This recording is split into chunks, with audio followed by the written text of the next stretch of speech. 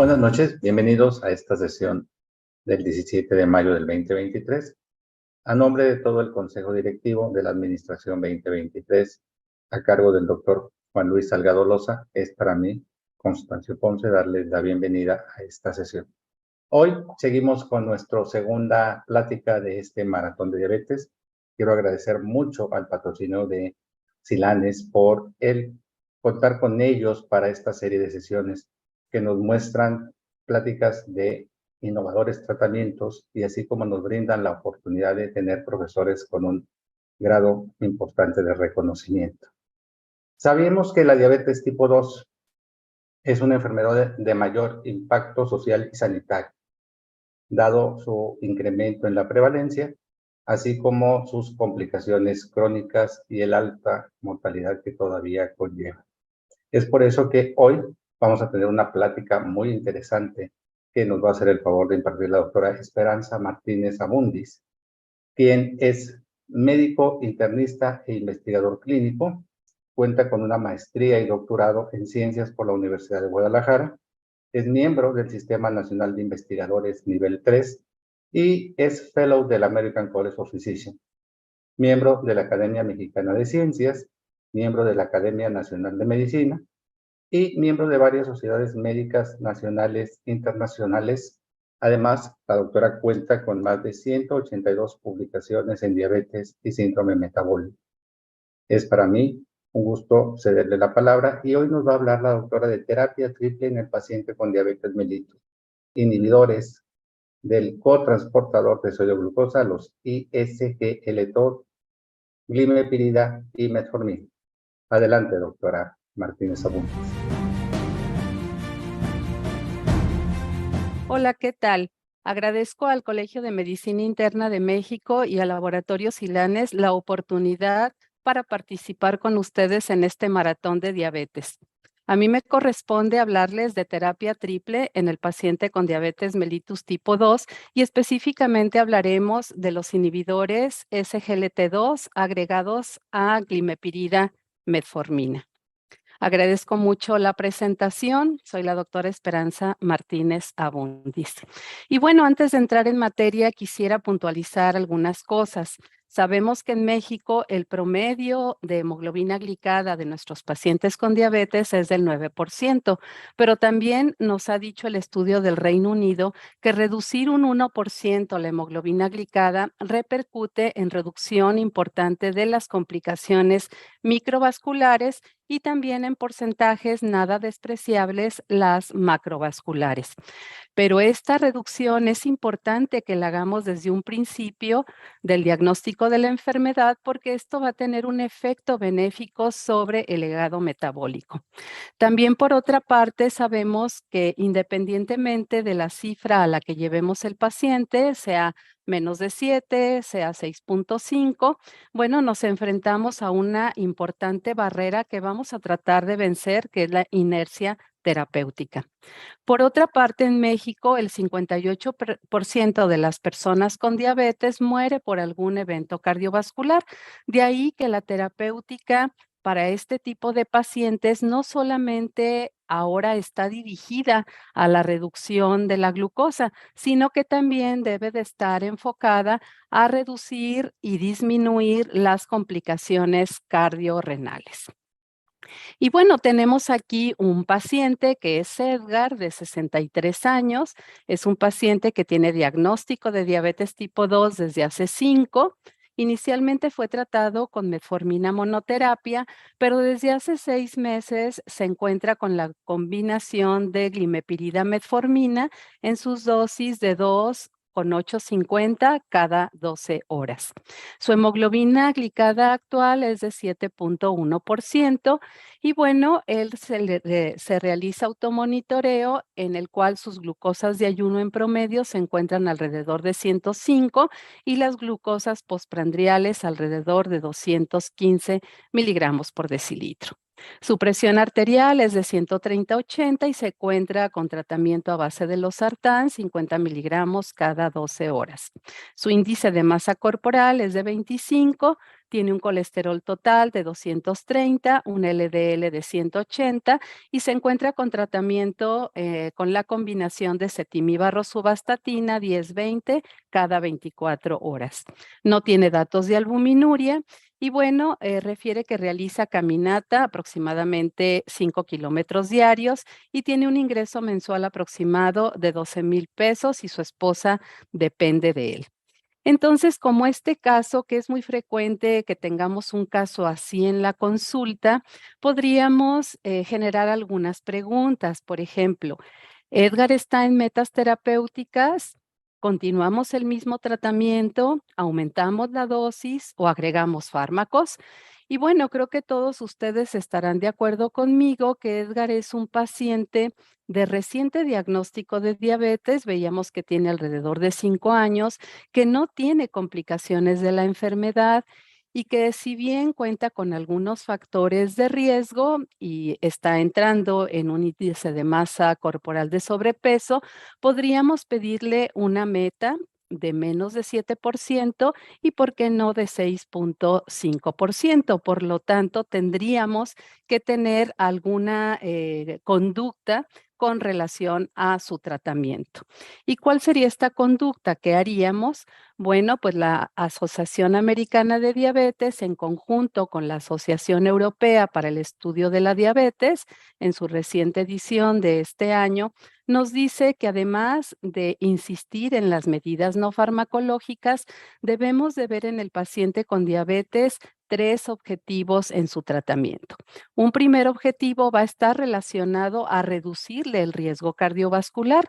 Por eso debemos de cuestionarnos y preguntarnos cuando tenemos enfrente a un paciente si nuestro paciente ya tiene alguna enfermedad cardiovascular o bien tiene indicadores de alto riesgo, como podrían ser edad mayor de 55 años, con 2 o más factores de riesgo de los tradicionales que conocemos, como obesidad, hipertensión, tabaquismo, dislipidemia, o bien si tiene signos o síntomas de falla cardíaca o si tiene datos que nos apoyen alguna enfermedad renal crónica. Esto por una parte. Entonces, por lo tanto, bueno, si nos volvemos al caso de Edgar, este paciente cuenta con factores de riesgo cardiovascular. Vimos cómo, bueno, una edad mayor de 55 años lo pone como factor de riesgo. Edgar tiene 63 años. Además, tiene hipertensión arterial controlada, tiene dislipidemia y también tiene ya un índice de masa corporal que lo coloca en sobrepeso. Por lo tanto, este es uno de los objetivos que tenemos que tener en cuenta cuando damos un tratamiento para la diabetes. ¿Y qué nos dice precisamente este algoritmo de tratamiento? Bueno, que si el paciente cae en alguno de de estas situaciones que yo les comentaba, y en el caso de Edgar es un paciente con alto riesgo cardiovascular, lo que se aconseja es que el paciente tenga dentro de su tratamiento un agonista del receptor GLP-1 o bien un inhibidor SGLT2. Incluso se comenta que estos medicamentos podrían estar agregados independientemente de si el paciente está o no dentro de metas de control. Bien, pues, ¿qué es lo que se hizo en Edgar? En Edgar, uno de los objetivos va a ser precisamente disminuirle el riesgo cardiovascular, apretar un poquito ese control glucémico y con relación al control glucémico, estas guías nos dicen lo siguiente, que tenemos fármacos de eficacia alta, de eficacia muy alta y de eficacia intermedia para bajar la glucosa. Dentro de los que tienen eficacia muy alta, bueno, tendríamos a la dulaglutida en sus dosis altas, semaglutida, a tirzepatida, que no contamos en México en este momento con ese medicamento, a insulina, a la combinación oral, esto es muy importante, la combinación oral tiene eficacia muy alta y la combinación de inyectables que sería sumarle al GLP-1 insulina. Y bueno, dentro de los que tienen efecto importante, efecto alto, serían el resto de agonistas del receptor GLP-1 que no nombramos, como lixisenatide, como liraglutida, y también tendríamos a la metformina, a los inhibidores SGLT2, a las sulfonilureas y a las TZDs. Y de acción intermedia tendríamos a los inhibidores DPP4. Por lo tanto, bueno, vemos cómo Edgar ya cuenta con una combinación que es metformina con sulfonilurea, en este caso glimepirida. Ya es una combinación que tiene un efecto importante en la reducción de la glucosa y bueno, lo que se decidió con él fue agregarle un inhibidor SGLT2. ¿Por qué? Porque nos va a permitir bajar un poco más la hemoglobina glicada, pero por otra parte nos va a permitir cumplir con ese objetivo que será reducir el riesgo cardiovascular. Pero aparte, este mismo algoritmo de tratamiento nos pone en el mismo nivel del control glucémico al control y al manejo de peso. Por lo tanto, también tenemos que tener en mente terapéuticas que pudieran sumar en este aspecto. Y lo que corresponde a los inhibidores SGLT2 y también, por ejemplo, a los agonistas del receptor GLP-1, es que aparte de reducir hemoglobina glicada, nos dan un efecto benéfico sobre el control de peso. Si recordamos, Edgar tiene inicio ya de un sobrepeso, por lo tanto, lo que el inhibidor SGLT2 logre hacer en reducción de peso también va a ser muy importante. Bien, ¿qué tenemos entonces con relación a las combinaciones de metformina, que generalmente es el medicamento con el que iniciamos, y otros medicamentos que le podemos agregar? Bueno, tenemos combinaciones que pueden ser más poderosas para reducir la hemoglobina glicada que otras. Por ejemplo, metformina añadida a una sulfonilurea nos puede dar una reducción de hasta el 55% de lo que sería meter al paciente en meta. Otras combinaciones las pueden ver ustedes en la pantalla y, por ejemplo, combinar metformina con un inhibidor SGLT2 podría estarnos metiendo al paciente entre un 46 a un 52% de ellos en meta. Pero aquí hay una situación o dos situaciones que quiero comentarles. Por una parte, fíjense que no es lo mismo dar un tratamiento secuencial, es decir, cambios en estilo de vida y metformina, esperarme un tiempo a que el paciente falle y luego agregar algo. Aquí sí voy a obtener una respuesta al agregar algo, como lo vemos en la diapositiva, pero siempre los resultados van a ser mucho mejor en reducción de la glicada y en mantener esta glicada a lo largo del tiempo cuando yo inicio de entrada una combinación que generalmente es metformina con algo. Y otra de las situaciones que les quiero comentar es que hay que recordar que cuando vamos con tratamiento secuencial, pues aproximadamente va a haber un 50% de los pacientes que con terapia dual no van a lograr la meta de control de menos de 7% y vamos a tener que hacer algo, ¿no?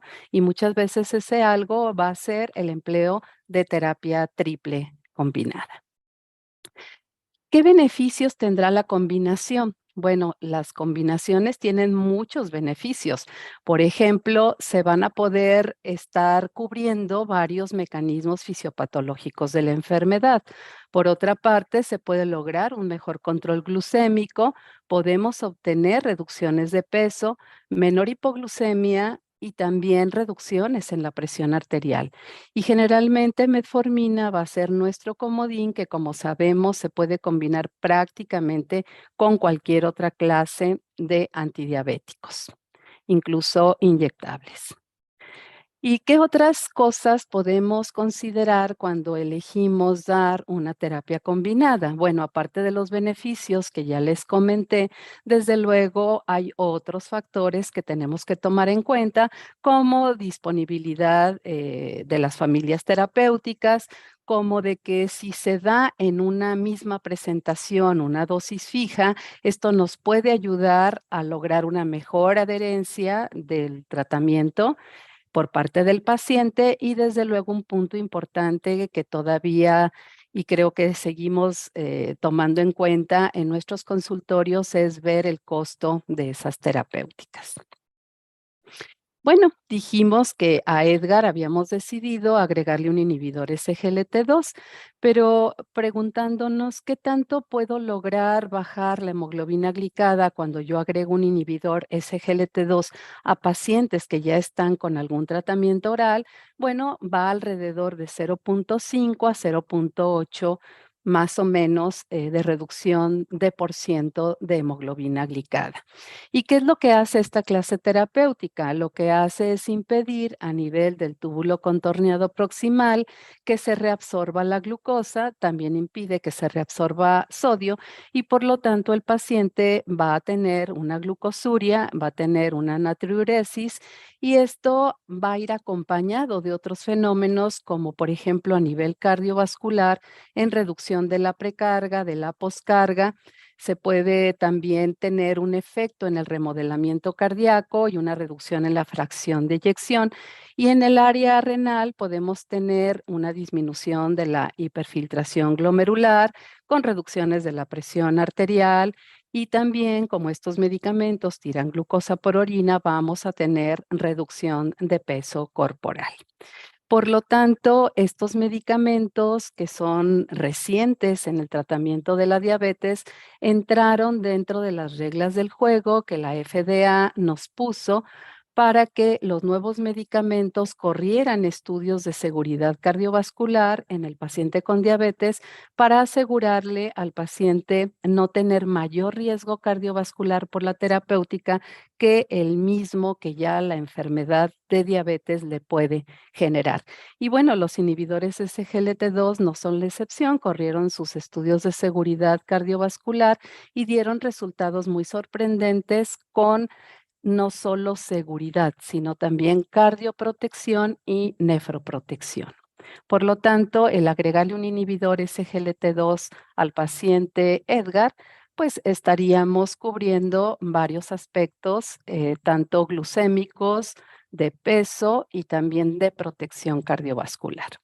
Y les voy a mostrar un poquito algunos estudios que precisamente soportan el beneficio que tiene agregar algunos inhibidores SGLT2 a la combinación de glimepirida metformina, que vale la pena señalar que es una combinación que todavía se usa mucho y no solamente en nuestro medio, sino a nivel mundial.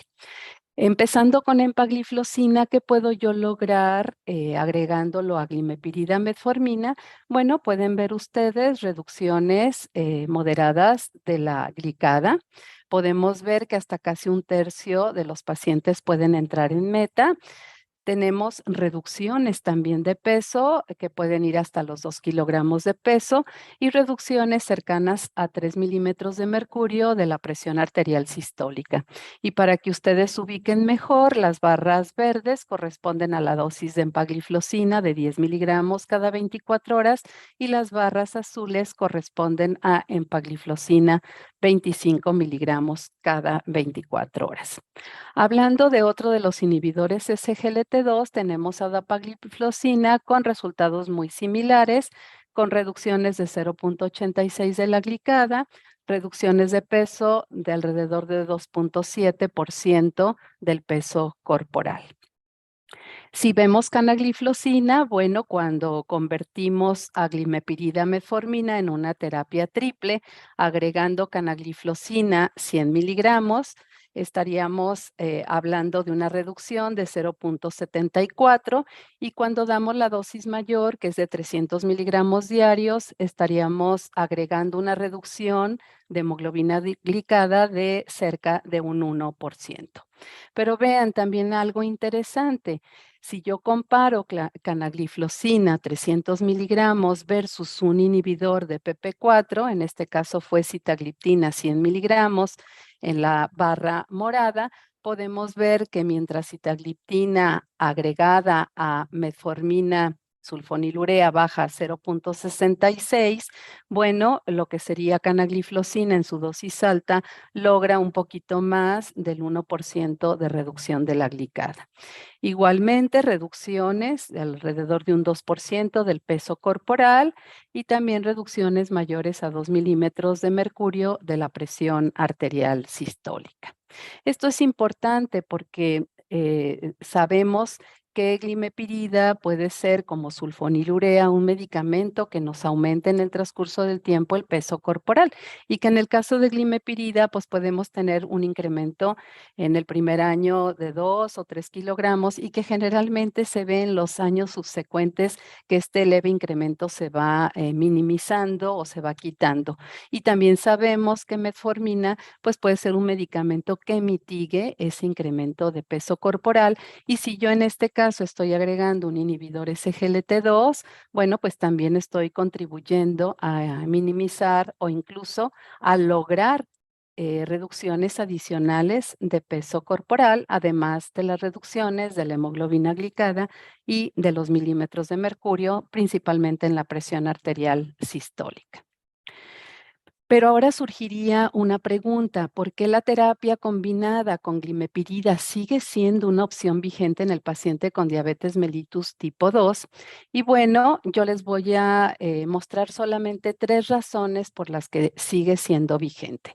Desde luego que hay otras muchas más, pero las más fuertes podrían ser las siguientes.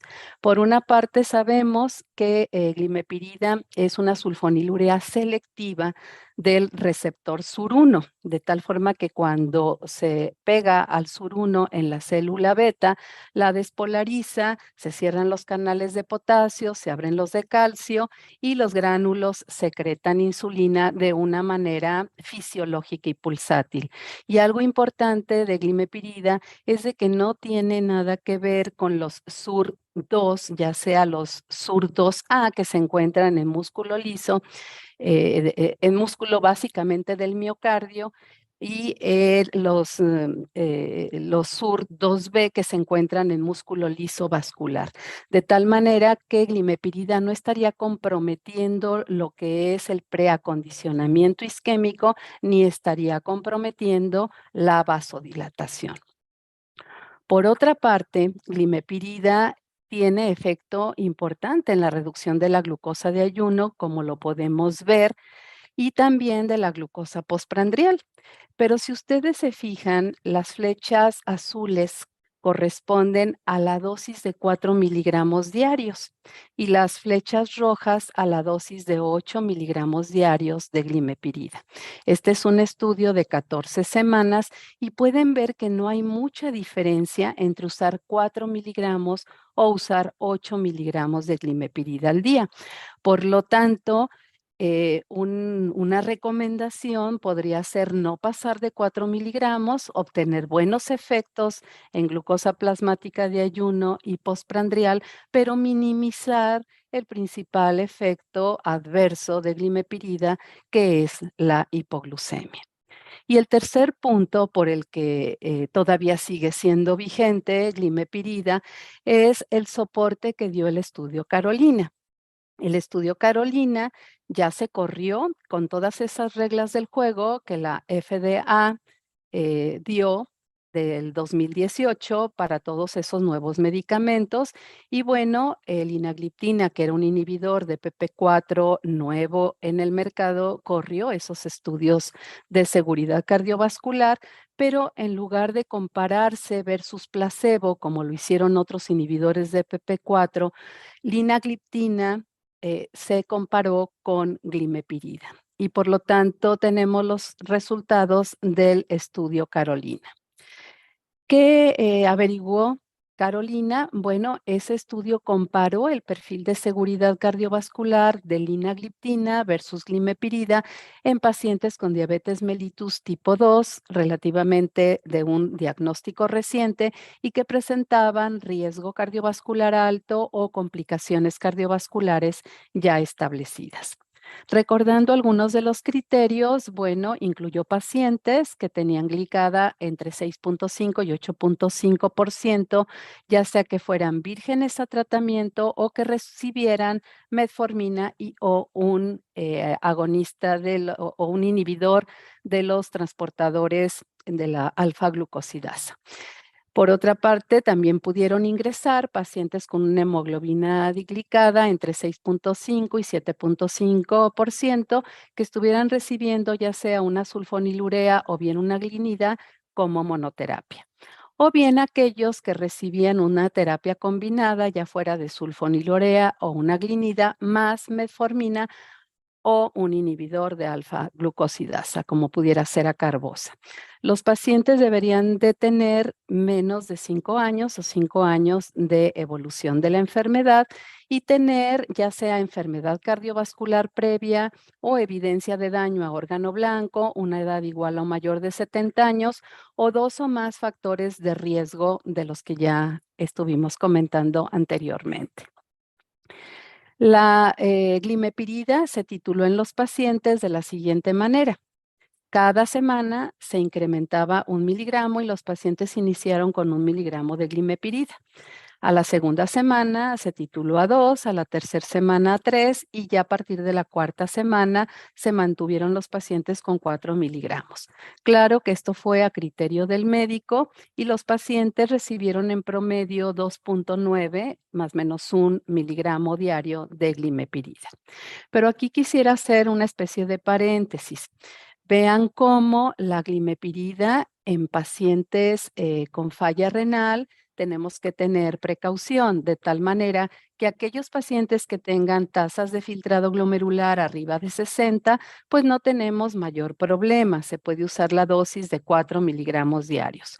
Pero en aquellos que tengan tasas entre 45 y menos de 60, deberemos usar 1 a 2 miligramos diarios.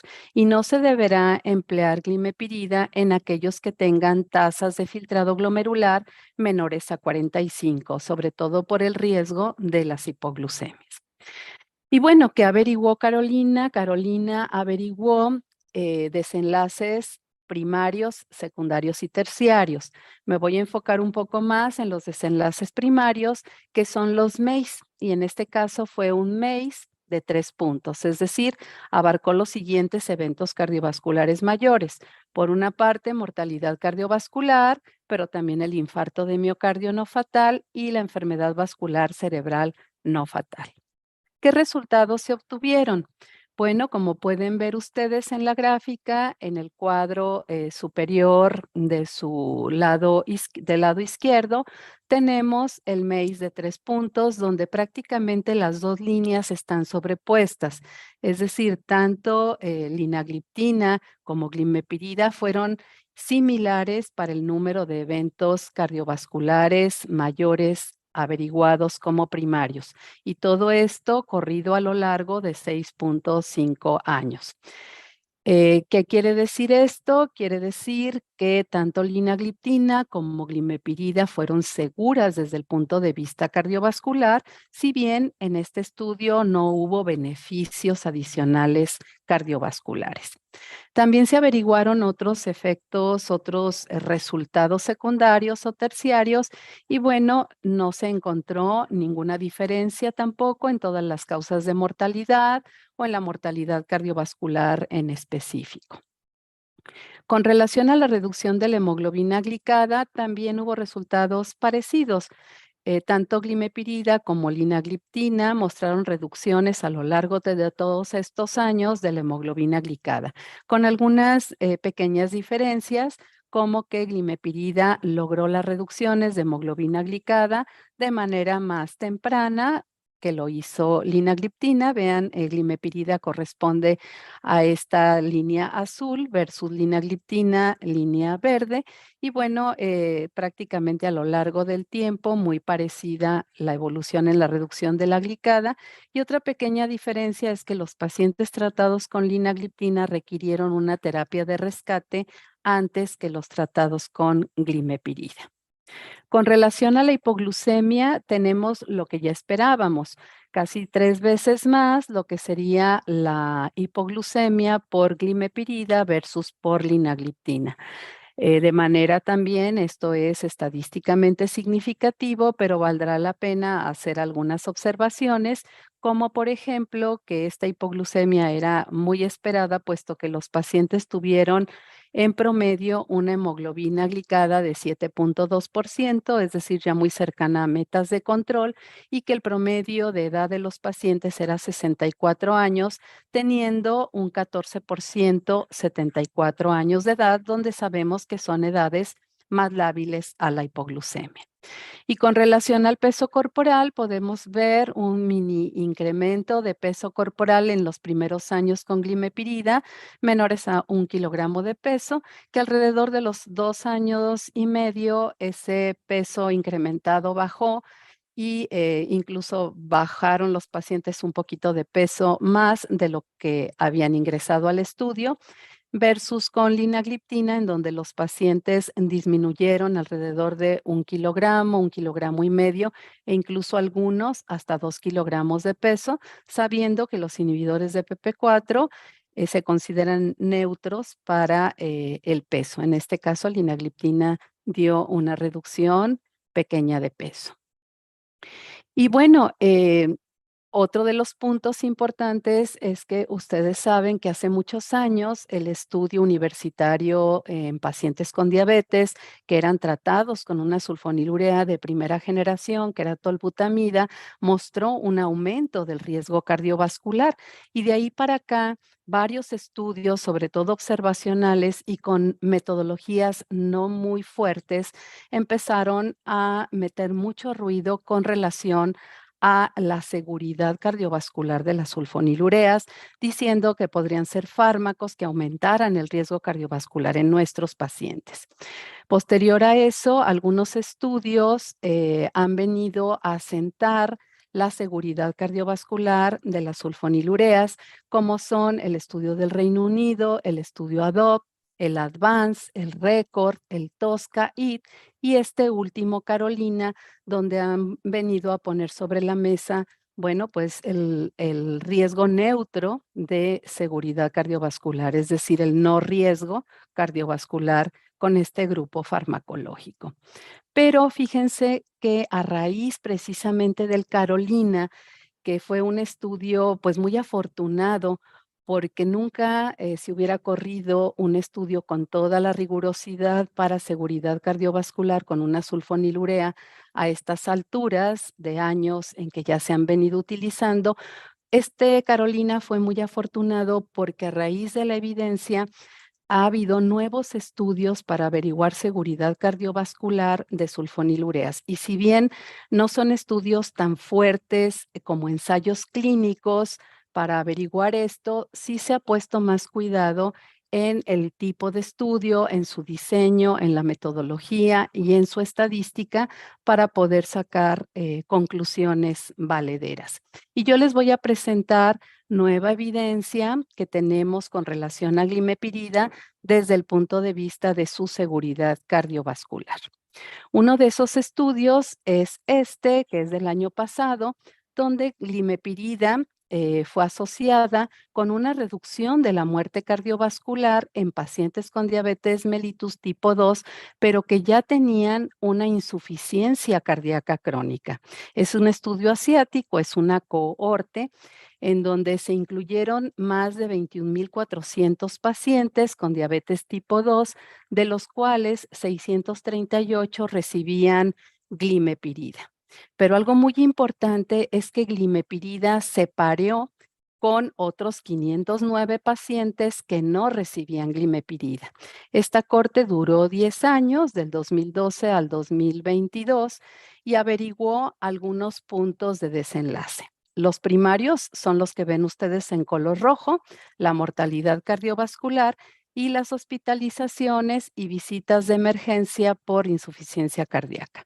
Y por otra parte, también otros objetivos secundarios como mortalidad por todas las causas, mortalidad y hospitalizaciones por infarto agudo de miocardio y accidente cerebrovascular.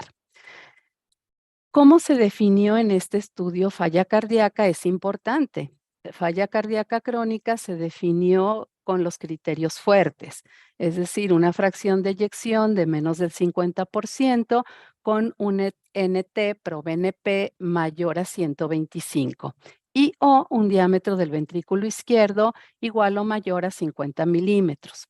Y otro punto fuerte, ver todas las variables por las que se parió tanto el grupo de glimepirida como el grupo que no recibía glimepirida, y esto lo hace muy fuerte para evitar variables de confusión. Se parearon los pacientes por edad, sexo, tabaquismo, alcoholismo, hasta por sus signos vitales, por el historial de otras enfermedades, por otros indicadores de función cardíaca, por las pruebas de control glucémico, otros exámenes de laboratorio habituales que pedimos en los pacientes con diabetes y por los tratamientos también que usualmente recibe un paciente con diabetes. Y además, en este estudio, los pacientes fueron divididos entre aquellos que usaron 2 a 4 miligramos de glimepirida al día, que se les denominó que recibieron dosis altas, y aquellos que recibieron 1 miligramo de glimepirida al día, que se les denominó con dosis bajas. ¿Qué resultados se obtuvieron? Bueno, vámonos a los resultados primero, a los primarios, a los desenlaces primarios.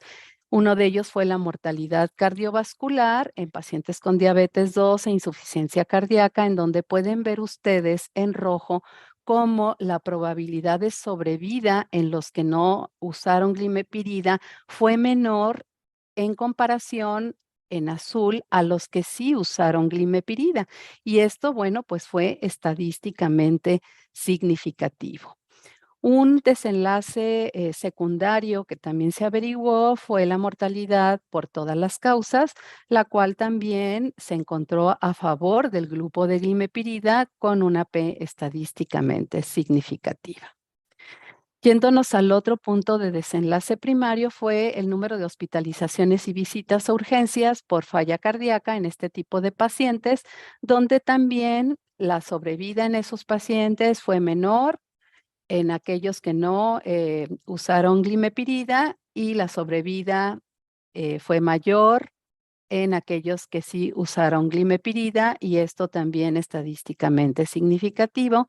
Y como un punto de desenlace secundario, también se averiguó las hospitalizaciones por infarto agudo del miocardio y hospitalizaciones por EBC, en donde también se ve una P estadísticamente significativa a favor de aquellos que recibieron glimepirida. Como les comenté, los pacientes se dividieron entre aquellos que tenían dosis altas, 2 a 4 miligramos diarios, y dosis bajas, 1 miligramo diario, en donde podemos ver en la línea azul cómo la probabilidad de supervivencia, de sobrevida en estos pacientes fue mayor en aquellos que recibieron dosis altas versus aquellos que recibieron dosis de 1 miligramo, línea verde, y desde luego ambas mayores en aquellos que no recibieron glimepirida, que no recibieron este medicamento. Es decir, la dosis de 2 a 4 miligramos dio una menor mortalidad en estos pacientes, seguida por la dosis de 1 miligramo, y ambas mejor que no haber recibido glimepirida.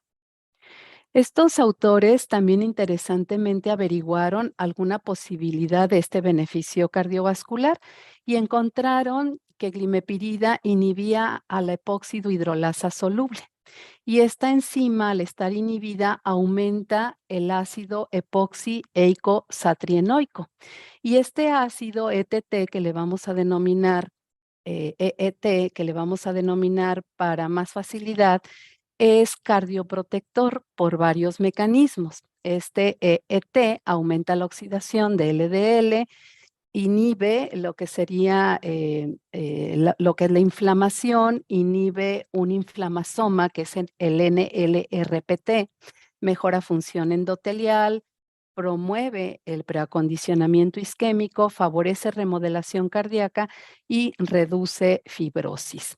Entonces, hay otros mecanismos que no averiguó este artículo, pero que ya hay evidencias por otras investigaciones previas que es que glimepirida puede aumentar la actividad de la óxido nítrico sintasa, inhibir la activación del NF-κB, capa B, y reducir estrés oxidativo en general, reducir disfunción endotelial, disfunción celular y disminuir resistencia a la insulina al tener cierta actividad de activar los PPAR gamma. Bueno, entonces este artículo nos puede resumir con las siguientes conclusiones de que glimepirida puede reducir la mortalidad cardiovascular, las hospitalizaciones y visitas a emergencia por insuficiencia cardíaca en estos pacientes con diabetes tipo 2 que ya tenían una insuficiencia cardíaca crónica, además de que también glimepirida redujo la mortalidad por todas las causas y las hospitalizaciones por infarto del miocardio o EBC en los pacientes. Por lo tanto, esto soporta los resultados que Carolina ya nos dijo y también viene a contribuir a las nuevas evidencias que seguramente vamos a ver más con glimepirida con relación a los pacientes y la seguridad cardiovascular. Y parece que dentro de todas, pues glimepirida parece ser la más prometedora. Otra de las evidencias que les voy a mostrar con relación a glimepirida es este estudio de seguridad cardiovascular en diabetes tipo 2 con sulfonilureas agregadas como una segunda línea en los pacientes con tratamiento de diabetes, específicamente metformina y que habían fallado a metformina. Este es un estudio nacional que se llevó a cabo y que se publicó en Diabetes Care este año, en donde, bueno, es un estudio de mundo real, donde se trató de comparar a 3 terapéuticas como medicamentos de segunda línea, como eran las sulfonilureas, inhibidores de PP4 y TZDs, en pacientes que tenían diabetes tipo 2 diagnosticada hasta antes del 31 de diciembre de 2017, que no lograron la meta de control con metformina y que iniciaron un tratamiento de segunda línea con alguna de estas 3 terapéuticas a partir de enero del 2020. Y la base de datos, bueno, se obtuvo del Registro Nacional de Información de Diabetes en pacientes de atención escocesa. Fueron más de 31,400 individuos que incluyó esta base de datos y algo muy interesante es que se utilizó una estadística muy fuerte para estadística inferencial causal parecida a la que los ensayos clínicos usan dentro de sus análisis. Por lo tanto, todos estos análisis de regresión de Cox con estudios multivariados, con regresión multivariada, le dan mucho soporte porque permiten quitar muchas de las variables de confusión y muchos de los sesgos que este tipo de estudios pueden dar. Y bueno, hubo muchos resultados, pero a lo mejor los 2 más interesantes es que cuando se controlaron todas las variables con relación al MACE de 4 puntos y con relación a la mortalidad por todas las causas, pueden ver ustedes que prácticamente los puntos caen en la unidad tanto a favor como en contra de la sulfonilurea, es decir, que son medicamentos seguros. Por lo tanto, este estudio concluye que es muy improbable que las sulfonilureas como medicamentos de segunda línea puedan aumentar el riesgo cardiovascular o la mortalidad por todas las causas en los pacientes y además resaltan que son medicamentos que siguen siendo rentables, de bajo costo, que tienen un uso generalizado y que debemos de seguirlos contemplando dentro del arsenal terapéutico para nuestros pacientes con diabetes mellitus tipo 2. Y seguramente, así como estas 2 evidencias que yo les comparto en este día, seguramente veremos más soporte para quitarnos ese estigma que en un momento dado las sulfonilureas nos pudieron haber generado con la con relación a su seguridad cardiovascular, pero específicamente la que más se ha venido estudiando después del Carolina con estudios para seguridad cardiovascular mejor hechos, con mejor metodología y mejores pruebas estadísticas, es glimepirida, sin duda alguna. Por lo tanto, ¿qué podemos entonces concluir de esta charla que venimos teniendo ahora? Bueno, que de entrada debemos ir contra esa inercia clínica, contra esa inercia terapéutica, y que sería conveniente en aquellos pacientes que tienen un diagnóstico de diabetes de recién inicio, entrar con una terapia de intensificación. Y para ello contamos en el comercio con combinaciones duales que nos permiten en la misma presentación farmacéutica generar una mejor adherencia, romper esta inercia y evitar esa mala memoria metabólica que nos puede dar el tratamiento secuencial. Tenemos que aprovechar entonces estas terapias de combinación que ya vimos todos sus beneficios. También señalamos cómo glimepirida se posiciona como un aliado ideal en terapias combinadas por varias situaciones, por su eficacia, que ya veíamos que nos reduce de manera importante la hemoglobina glicada y que esto lo hace de manera rápida, por su seguridad, porque si la utilizamos de manera titulada, como lo comentamos, y que de preferencia no pasemos de los 4 miligramos al día, pues vamos a tener mínimos efectos de hipoglucemia. También por su seguridad cardiovascular, soportada por el estudio Carolina que les presenté y por nuevas evidencias que han venido surgiendo posterior a Carolina. Y por otra parte, desde luego, el costo-efectividad es algo que también soporta mucho el uso de glimepirida. Y desde luego que dentro de la combinación ya glimepirida-metformina, el convertirla en una terapéutica triple agregando un inhibidor SGLT2 nos va a potencializar la reducción de la hemoglobina glicada A1C, nos va a reducir algunos kilogramos de peso corporal que no queremos nunca que se den en el paciente con diabetes, y nos van a reducir algunos milímetros de mercurio que también generalmente nos convienen en este tipo de pacientes, pero sobre todo con la potencialidad que el agregar esto pudiera darnos en el retraso o reducción de las enfermedades cardiorrenales en el paciente con diabetes mellitus tipo 2. Bien, pues esta es la charla. Yo espero que haya sido de utilidad para ustedes. Y bueno, nos vemos ahorita en las preguntas y comentarios. Muchas gracias por su atención.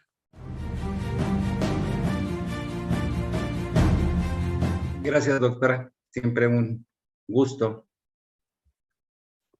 Por algún motivo no la escucho. Gracias, doctor Ponce. ¿Me escucha? Ahora sí, gracias. Sí, muchas gracias. Al contrario, agradecida y lista para las preguntas. Muchas gracias. Nos preguntan por ahí, para empezar directo con las preguntas. Siempre es muy grato el saber que alguien que se dedica a la investigación nos pueda orientar. ¿Cuál es su opinión de usar en cierta medida algunos medicamentos con o sin metformina, sulfonilureas o algunos DPP4 o estos inhibidores del cotransportador sodio-glucosa, doctora? Sí, yo creo que la metformina siempre va a ser un fármaco muy fuerte dentro del arsenal terapéutico que tenemos para el tratamiento de nuestros pacientes, sobre todo en nuestro país y en otros países que puedan tener bajos recursos o en vías de desarrollo. Metformina, por todas sus bondades, sigue siendo un medicamento muy útil que podemos combinar, sabemos, con cualquier clase terapéutica. Sin embargo, es como de tradición que empecemos con metformina y luego nos vayamos de manera secuencial, es decir, estamos tratando la falla. El paciente falla metformina, le agregamos algo. El paciente falla una combinación dual, le agregamos a lo mejor una triple. Entonces, la recomendación actual es no tratar las fallas, sino que de entrada hay varios estudios que nos muestran cómo el empezar con un tratamiento de combinación, y metformina puede ser uno de estos medicamentos combinado con cualquier otro nos va a dar reducciones de la glicada más tempranas, más rápidas, pero sobre todo también se mantienen a lo largo del tiempo. Por lo tanto, ahora debemos de ser como más intensivos, más agresivos en el tratamiento de la diabetes, sobre todo en aquellos pacientes de recién diagnóstico que no tienen todavía complicaciones, que no han generado una mala memoria metabólica, donde el iniciar con una combinación vamos a tener resultados más satisfactorios que el ir haciendo tratamiento secuencial.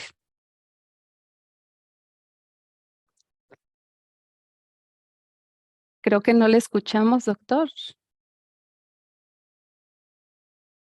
Perdón. Sí, Hay un sinnúmero de felicitaciones, así que siguen por ahí todos muy gra- agradecidos por su gracias. contribución. Y nos pregunta el doctor José Alfonso Espinosa, ¿qué concepto tiene usted en relación al concepto del agotamiento celular relacionado con las sulfonilureas? En este caso en específico con la glimepirida. Sí, yo creo que es otro de los puntos que, pues que a lo mejor también ha sido un gran tabú, porque tenemos la idea de que el forzar o el hacer que la célula beta secrete insulina pudiera cansar a la célula beta. Sin embargo, también sabemos que si esto se hace de manera más fisiológica, como lo hace, por ejemplo, glimepirida, que es más selectiva para los SUR1, de tal forma que se pega rápido, pero se despega también rápido, generando una despolarización.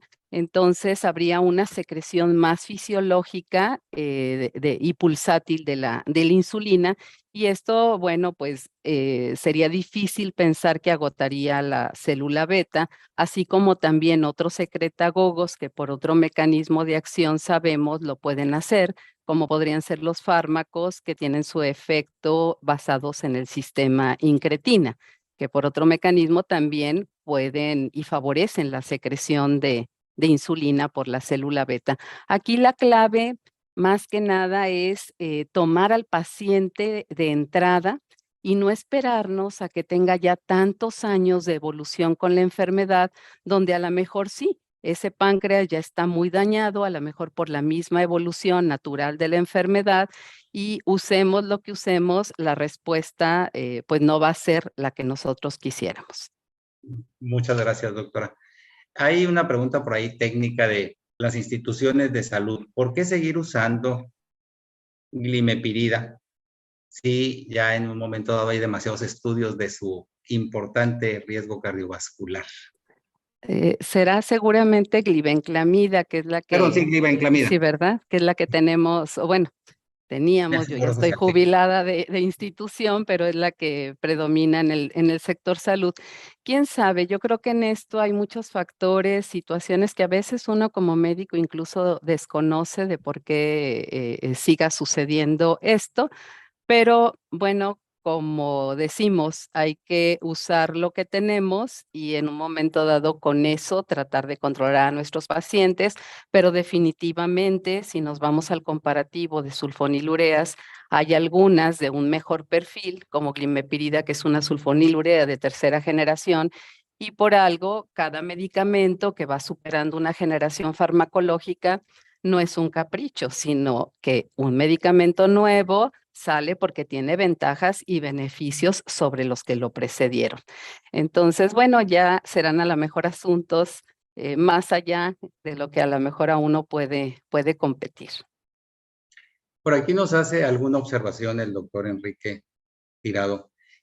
Esta relación en dar la metformina después de alimentos, las sulfonilureas en ayunas, ¿no sería alguna situación para rara para estas complicaciones, para estas presentaciones fijas? Ya, en realidad las sulfonilureas no tienen como relación con los alimentos. O sea, por ejemplo, si nos vamos a glimepirida, esta alcanza un estado estacionario, entonces no importa si ese medicamento se está tomando con el alimento o no. Lo que sí tenemos que tener en cuenta es recomendarle al paciente que no puede tomar su medicamento sin hacer sus alimentos. No tanto por afectar el alimento, la farmacocinética de la sulfonilurea, sino porque sabemos que si el individuo no ingiere alimento y toma su medicamento, pues lógicamente es un factor que le puede condicionar más hipoglucemia, y que si esta va combinada con metformina, también sabemos que se tolera un poco mejor la metformina. Los efectos adversos que a veces algunos de nuestros pacientes tienen se pueden minimizar cuando metformina, por ejemplo, se toma con el alimento.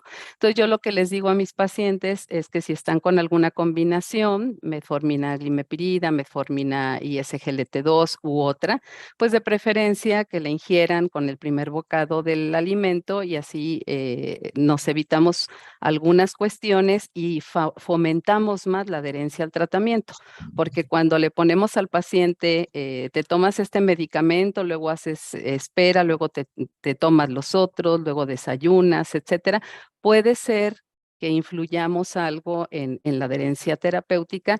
Y si sabemos que con estos medicamentos no va a haber mayor problema si se toman con el primer bocado del alimento, pues mucho mejor. Gracias. Siempre hay mucha controversia con esto, y más ahora con las nuevas medicaciones que hay que modificar algunos medicamentos de horario. Pero Así es. nos comenta el doctor José Manuel, lo ideal sería la dieta, en el diabético obeso, la dieta, el ejercicio y tal vez usar terapia triple en bajas dosis. Bueno, siempre las terapias combinadas tienen una ventaja, de que precisamente nos permiten usar bajas dosis de cada uno, que si lo usáramos por separado, y esto, bueno, nos da el efecto que estamos buscando con menos efectos adversos. Y si algunas de esas combinaciones vienen ya en una presentación farmacéutica, pues esto facilita las cosas. Desafortunadamente, al momento, pues no tenemos una terapia triple antidiabética para los pacientes, pero pudiéramos usar una dual en una misma presentación, y si requerimos un tercero, agregarlo.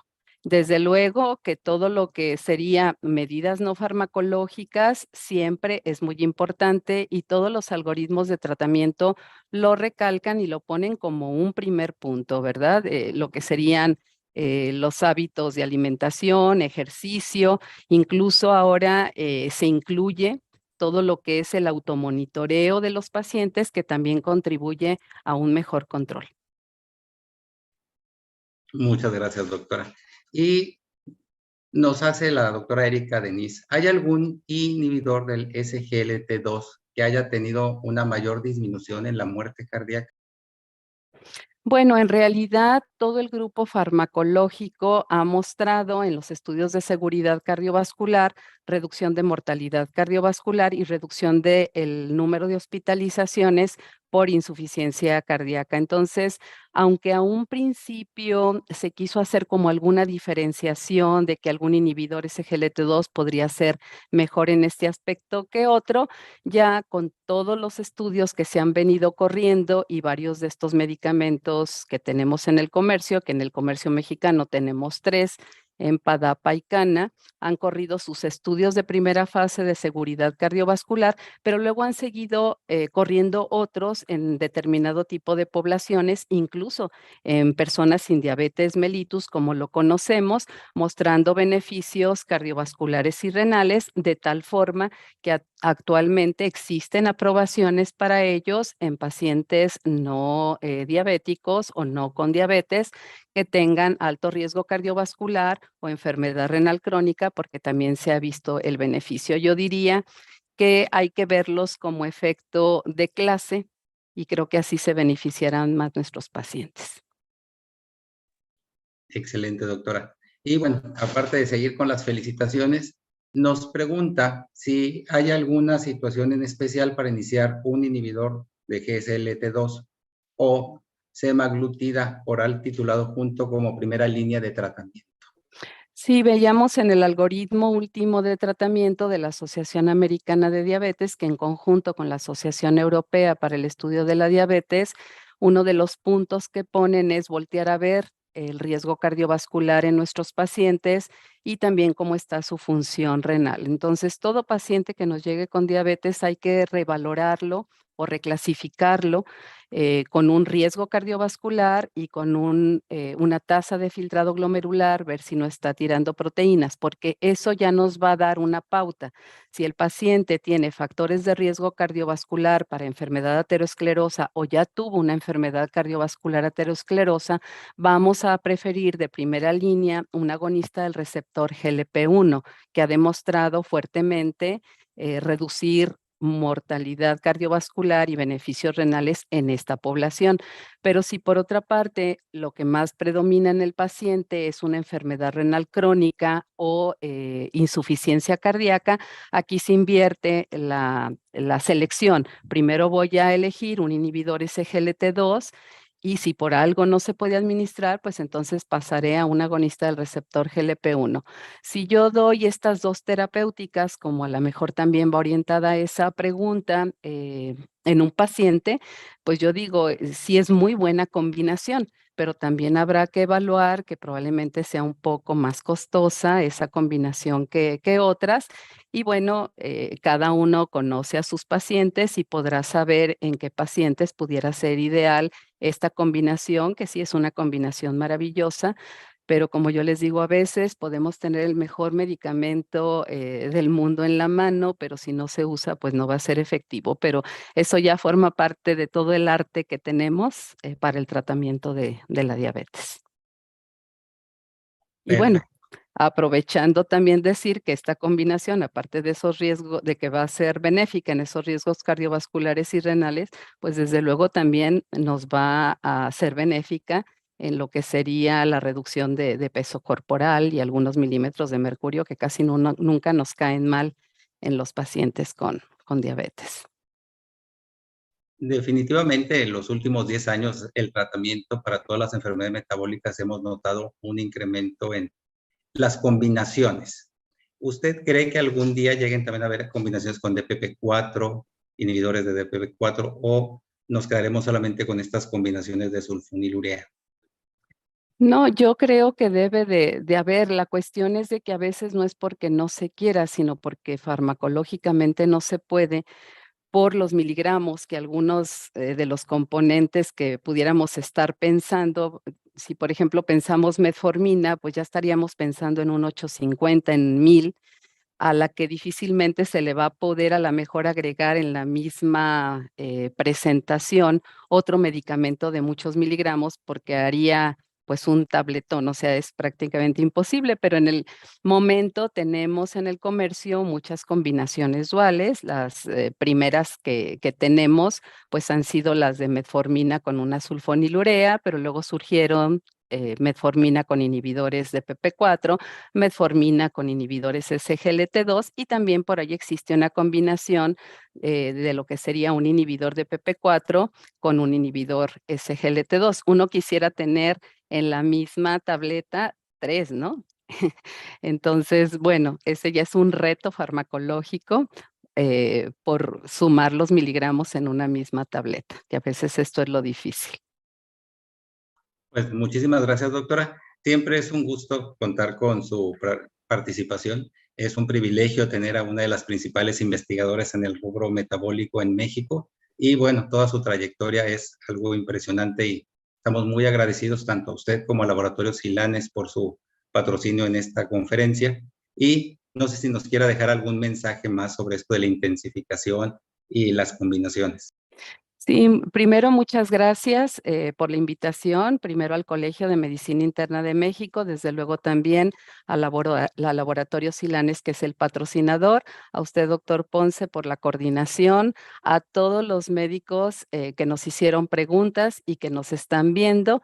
Y yo solamente quisiera concluir señalando nuevamente la importancia que tiene el uso de la combinación dual, que muchas veces requiere ser combinación triple y dar los pasos rápidos. La recomendación es de preferencia empezar con combinación dual en etapas tempranas donde no se haya generado una mala memoria metabólica, pero saber que aproximadamente hasta un 50% va a requerir que le agreguemos otra cosita y que muchas veces ese otro medicamento no nos vamos a poder salir de ahí debe ser o puede ser una sulfonilurea, también tomando en cuenta los costos que nos puede dar el beneficio de una terapia dual, de una terapia triple y no hacer tan costosa la terapéutica. Y además, con las nuevas evidencias desde el estudio Carolina y las nuevas que han salido últimamente, de no tener el pendiente de ese tabú que se generó con el riesgo cardiovascular para el grupo. Entonces, esta sulfonilurea vemos que es como la más segura. Y sería mi comentario y muy agradecida. Bueno, muy agradecidos nosotros por su participación, ¿verdad? Y de verdad siguen llegando felicitaciones. Estamos muy Gracias. agradecidos por su presencia, ¿verdad? Y complacidos porque fue toda una cátedra la que nos brindó el día de hoy. Y ya para cerrar, nada más quisiera recordar que estamos próximos al 48º curso internacional a realizarse en la ciudad de Guadalajara. Esperemos que todos nos acompañen por ahí y si no hay más, nos despedimos y nos vemos el próximo miércoles en nuestra siguiente sesión. Gracias, doctora. Hasta luego, que pasen buenas noches.